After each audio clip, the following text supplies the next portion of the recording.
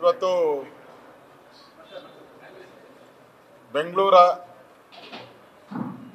ಸಂಬಂಧಪಟ್ಟಂತೆ ಬಿಜೆಪಿಯ ಪ್ರಮುಖರ ಸಭೆಯನ್ನು ನಾವು ಕರೆದಿದ್ರಿ. ಕಳೆದ 2 ವರ್ಷದಲ್ಲಿ ಬೆಂಗಳೂರಿನ ಅಭಿವೃದ್ಧಿ 0, ದೊಡ್ಡ 0 ಬೆಂಗಳೂರಿನ ಅಭಿವೃದ್ಧಿ 0 ಅಂತ ಹೇಳಿದ್ರೆ ರಸ್ತೆಗಳಲ್ಲಿ ಬಿದ್ದಿರುವ ಗುಂಡಿಗಳು ಕೂಡ 0ನೇ. ಇವತ್ತು ಅವರ್ಯಾರೋ IT ದಿಗ್ಗಜ ಮೋಹನ್ ದಾಸ್ ಪೈನು ಕೂಡ ಕಾಮೆಂಟ್ ಮಾಡಿದ್ದಾರೆ. ಅದಕ್ಕಿಂತ ಮುಂಚೆ ಜನಸಾಮಾನ್ಯರು ಕೂಡ ದಿನ ರಸ್ತೆಯಲ್ಲಿ ಬಿದ್ದು ಆಸ್ಪತ್ರೆಗಳಲ್ಲಿ ಹೋಗೋರ ಸಂಖ್ಯೆಯನ್ನು ಕೂಡ ಜಾಸ್ತಿ ಆಗ್ತಾ ಇದೆ. ಇನ್ನೊಂದು ಕಡೆ ಕಸದ ರಾಶಿ ಗೋಪುರದ ರೀತಿ ಸಿಟಿ ಮಾರ್ಕೆಟಿಂದ ಹಿಡಿದು ಎಲ್ಲ ಮಾರ್ಕೆಟ್ ರಸ್ತೆಗಳಲ್ಲೂ ಕೂಡ ಕಸದ ರಾಶಿ ಬಿದ್ದಿದೆ. ಅದರ ಜೊತೆಗೆ ಏನು ಈ ಸರ್ಕಾರ ಪ್ರಾರಂಭದಲ್ಲಿ ಬಂದಾಗ ಬೆಂಗಳೂರಿಗೆ ಒಂದು ದೊಡ್ಡ ಕನಸನ್ನು ಕೊಟ್ಟಿದ್ರು. ಬೆಂಗಳೂರನ್ನು ಹಿಮಾಲಯ ಪರ್ವತದ ಶಿಖರದ ರೀತಿಯಲ್ಲಿ ನಾವು ಬ್ರ್ಯಾಂಡ್ ಬೆಂಗಳೂರನ್ನು ಮಾಡಿ ಇಡೀ ಪ್ರಪಂಚಕ್ಕೆ ಬೆಂಗಳೂರನ್ನು ನಾವು ತೋರಿಸ್ತೀರಿ ಅಂಥೇಳಿ ಬ್ರ್ಯಾಂಡ್ ಬೆಂಗಳೂರು ಅಂತ ಹೇಳಿದ್ರು.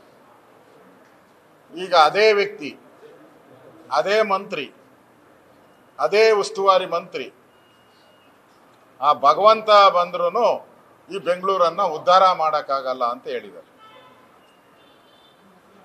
ಇದರ ವಿರುದ್ಧ ಹೋರಾಟ ಮಾಡುವಂಥದ್ದಕ್ಕೆ ನಾವೆಲ್ಲರೂ ಇವತ್ತು ಸೇರಿದ್ರಿ. ಇವತ್ತು ನೀವು ಚುನಾವಣೆ ಮಾಡೋವಂಥ ಮನಸ್ಸಿಲ್ಲದೆ ನಾವು ಗ್ರೇಟರ್ ಬೆಂಗಳೂರು ಮಾಡ್ತೀರಿ, ಬೆಂಗಳೂರನ್ನು 6-7 ಭಾಗಗಳಾಗಿ ಡಿವೈಡ್ ಮಾಡ್ತೀರಿ, ಇನ್ನಷ್ಟು ಏರಿಯಾಗಳನ್ನು ಬೆಂಗಳೂರು ಒಳಗಡೆ ಸೇರಿಸ್ತೀರಿ ಅಂತೇಳಿ ಹೇಳಿಕೆಗಳನ್ನು ಕೊಡ್ತಾ ಇದ್ದೀರಾ. ಇರೋ ಬೆಂಗಳೂರನ್ನೇ ಉದ್ಧಾರ ಮಾಡೋಕ್ಕಾಗ್ತಾ ಇಲ್ಲ ನಿಮ್ಮ ಕೈಲಿ. ಇನ್ನು ಹೊಸದಾಗಿ ಸೇರ್ಪಡೆ ಆದರೆ ಅವ್ರ ಕತೆ ಏನು? ಮತ್ತೆ ಬೆಂಗಳೂರನ್ನು ಒಡೆದ್ರೆ ಕೆಂಪೇಗೌಡರಿಗೆ ಅವಮಾನ ಮಾಡ್ದಂಗೆ ನೀವು. ಕೆಂಪೇಗೌಡರ ಏನು ವಿಶ್ವಾಸ ಇರ್ತಕ್ಕಂಥ ಜನ ಬೆಂಗಳೂರಲ್ಲಿ ಇರೋರೇ 90% ಜನ. ಅವ್ರಿಗೆಲ್ಲ ಘಾಸಿ ಮಾಡ್ತಾ ಇದ್ದೀರಾ. ಕೆಂಪೇಗೌಡರು ಕಟ್ಟಿದ ಬೆಂಗಳೂರು ಒಟ್ಟಾಗಿರಬೇಕು, ಅದು ಅಭಿಲಾಷೆ ಎಲ್ಲರದು. ಆದರೆ ಅದಕ್ಕೆ ಕೊಡ್ಲಿ ಪೆಟ್ಟು ಕೊಡುವಂಥ ಕೆಲಸವನ್ನು ಮಾಡ್ತಾ ಇದ್ದೀರಾ. ನಮಗೆ ಇಂಪಾರ್ಟೆಂಟು ನೀವು 198 ವಾರ್ಡ್ಗೆ ಚುನಾವಣೆ ನಡೆಸ್ಬಿಡಿ ಸಾಕು. 198 ವಾರ್ಡ್ಗೆ ಚುನಾವಣೆ ನಡೆಸಿ, ಬೇಗ ಚುನಾವಣೆ ಆಗಬೇಕು. ಮತ್ತು ಅಭಿವೃದ್ಧಿ ಕಾರ್ಯಗಳು ನೆಲ ಕಚ್ಚಿದೆ, ರಸ್ತೆಗಳು ಹಾಳಾಗಿದೆ. ನೀವು 150 ಅಡಿ ಕೆಳಗಡೆ ಟನಲ್ ರೋಡ್ ಮಾಡಕ್ಕೆ ಹೊರಟಿದ್ದೀರ. ರಸ್ತೆ ಮೇಲ್ಭಾಗದಲ್ಲೇ ಟನಲ್ಗಳಾಗ್ತವೆ, ರಸ್ತೆಗಳಲ್ಲೇ ಟನಲ್ಗಳು ಆಗ್ತಾ ಇದೆ. ನೀವು 150 ಅಡಿ ಕೆಳಗಡೆ ಟನಲ್ ಮಾಡಕ್ಕೆ ಹೋಗ್ತಿರಲ್ಲ. ಏನು ಇದು ಅದಕ್ಕೂ ಲಿಂಕ್ ಮಾಡೋಕ್ಕೆ ಏನಾನ ಹೋಗ್ತಾ ಇದ್ದೀರಾ? ಮೇಲೆ ಬಿದ್ದಿರೋ ಗುಂಡಿ ಟನಲ್ಗಳಿಗೆ ಬಾಟಮಲ್ಲಿ 150 ಅಡಿ ಕೆಳಗಡೆ ಲಿಂಕ್ ಮಾಡೋಕ್ಕೆ ಏನಾನ ಹೊರಟಿದ್ದೀರಾ? ಹೊಸ ಏನಾನ ಪ್ಲ್ಯಾನ್ ಮಾಡಿದ್ದೀರಾ? ಇವತ್ತು ಜನ DK ಶಿವಕುಮಾರ್ ಅವರ ಹೇಳಿಕೆಯಿಂದ ಜನ ರೊಚ್ಚಿಗೆದ್ದಿದ್ದಾರೆ. ಇವತ್ತು ಏನಪ್ಪ, ಇವತ್ತು ಬೆಂಗಳೂರಿನ ಗತಿ ದೇವರೇ ಗತಿ.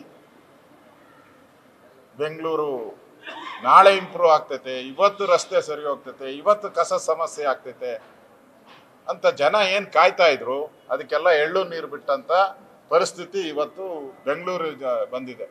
ಇದಕ್ಕೆ ನೇರ ಕಾರಣ ಈ ಸಿದ್ದರಾಮಯ್ಯನವರ ಸರ್ಕಾರ. ಬೆಂಗಳೂರಿಗೆ ಬೆಂಗಳೂರು ಮಂತ್ರಿಗಳಿಲ್ಲ, ಯಾರೋ ಬಂದು ಮಂತ್ರಿಗಳಾಗ್ತಾರೆ. ಇಲ್ಲಿ ಇನ್ಚಾರ್ಜ್ ಮಿನಿಸ್ಟ್ರುಗಳು, ಅವ್ರಿಗೆ ಆಸಕ್ತಿ ಇರಲ್ಲ.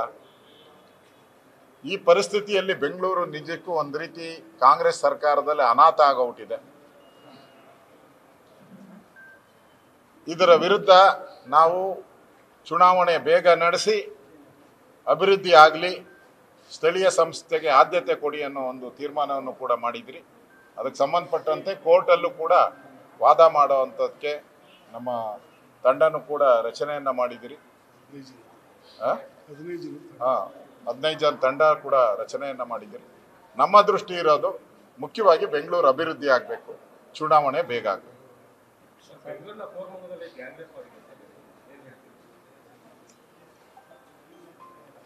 ಬಹಳ ಒಂದು ರೀತಿ ಬೆಂಗಳೂರು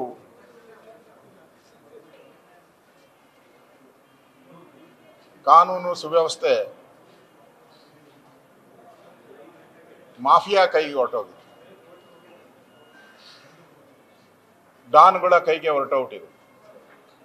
ಯಾರು ಕೇಳೋರು ಹೇಳೋರು ಇಲ್ಲ. ಇಡೀ ರಾಜ್ಯದ ಪರಿಸ್ಥಿತಿನೇ ಹಂಗೆ ಕಾಣ್ತಾ ಇದೆ. ಮೈಸೂರು ಗಲಭೆ ಇರ್ಬೋದು, ಹುಬ್ಳಿ ಗಲಭೆ ಇರ್ಬೋದು, ಕೋರಮಂಗಲದಲ್ಲಿ ಆದಂಥ ಘಟನೆ ಇರ್ಬೋದು, ಬಾಂಬ್ ಬ್ಲಾಸ್ಟ್ಗಳು ಇರ್ಬೋದು, ಇವತ್ತು ಕೋರಮಂಗಲದಲ್ಲಿ ಆಗಿರುವಂಥ ರೇಪ್ ಇರ್ಬೋದು.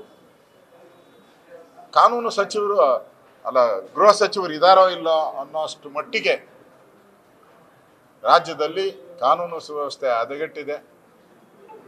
ಜನ ಇವತ್ತೇನಾದರೂ ರಕ್ಷಣೆ ಬೇಕು ಅಂದರೆ ಅವರೇ ಆತ್ಮರಕ್ಷಣೆ ಮಾಡ್ಕೊಬೇಕು. ಇವತ್ತು ಅವರೇ ರಕ್ಷಣೆಯನ್ನು ಮಾಡ್ಕೊಬೇಕು. ಆ ಪರಿಸ್ಥಿತಿ ಕರ್ನಾಟಕದಲ್ಲಿದೆ. ಇವರು ಈ ಗ್ಯಾರಂಟಿ ಅನ್ನೋ ಗುಂಗಲ್ಲಿ 2,000 ಕೊಟ್ಬಿಟ್ರೆ ಅವರೇ ಪೊಲೀಸರು ಇಟ್ಕೊಬೋದು, 2,000 ಕೊಟ್ಬಿಟ್ರೆ ಅವರೇ ವಾಚ್ಮ್ಯಾನ್ ಇಟ್ಕೊಬೋದು ಅಂತೇಳಿ ಇನ್ನು ಭ್ರಮೆಯಲ್ಲಿದ್ದಾರೆ. ಅದಕ್ಕೆ ಎಲ್ಲ ಘಟನೆಗಳು ನಡೀತಾ ಇದೆ. ನಿಜಕ್ಕೂ ಈ ಸರ್ಕಾರ ಬಂದ ಮೇಲೆ ದಿನನಿತ್ಯ ಕೊಲೆ ಸುಲಿಗೆ ಇವೆಲ್ಲನೂ ಕೂಡ ನಿರಂತರ ಆಗಿದೆ. ಈ ಸರ್ಕಾರಕ್ಕೆ ಜನ ಇಡೀ ಶಾಪ ಆಗ್ತಾ ಇದ್ದಾರೆ. ಈ ಸರ್ಕಾರ ತೊಲಗಿದ್ರೆ ಸಾಕು ಅನ್ನೋ ಮಟ್ಟಿಗೆ ಜನ ಬಂದಿದ್ದಾರೆ.